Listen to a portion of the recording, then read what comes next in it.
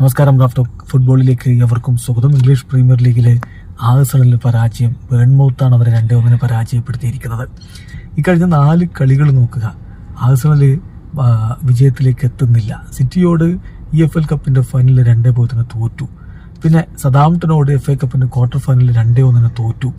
അതിനുശേഷം സ്പോർട്ടിങ്ങിനെ UEFA champions ലീഗിൽ 1 ഗോളിന് തോൽപ്പിച്ചു, ശരിയാണ്. പക്ഷേ ഇത് പ്രീമിയർ ലീഗിൽ 2-1 ബേൺമൗത്തിനോട് തോറ്റിരിക്കുന്നു. അവസാനം കളിച്ച 4 കളികളിൽ നിന്ന് ഒരേ ഒരു വിജയമാണ് അവർക്കുള്ളത് എന്നർത്ഥം. ബേൺമൗത്തിനോട് 2-1 തോൽക്കുമ്പോൾ വിക്ടർ ഗ്യോക്കറസ് ആണ് പെനാൽറ്റിയിലൂടെ അവർക്കായിട്ടൊരു ഗോൾ അടിച്ചത്. അതേസമയം ക്രൂപ്പിയും സ്കോട്ടുമാണ് ബേൺമൗത്തിന്റെ ഗോളുകൾ കണ്ടെത്തിയത്.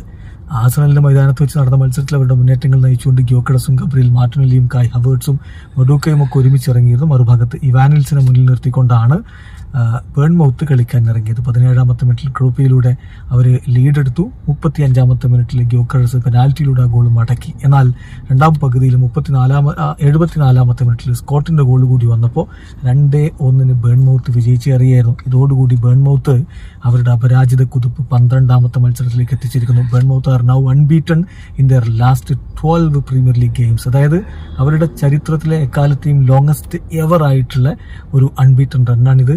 5 വിജയവും 7 സമനിലകളും. ഏതായാലും ആഴ്സണൽ തന്നെയാണ് പ്രീമിയർ ലീഗിൽ 1-ാം സ്ഥാനത്ത്. 32 കളികളിൽ നിന്ന് 70 പോയിന്റായിട്ട് അവർ 1-ാമത് നിൽക്കുന്നു. ഇവിടെ അവസാനിക്കുന്ന ഫുട്ബോൾ ലോകത്തെ കൂടുതൽ വിശേഷങ്ങളുമായി റാഫ് ടോക്സ് എത്താം.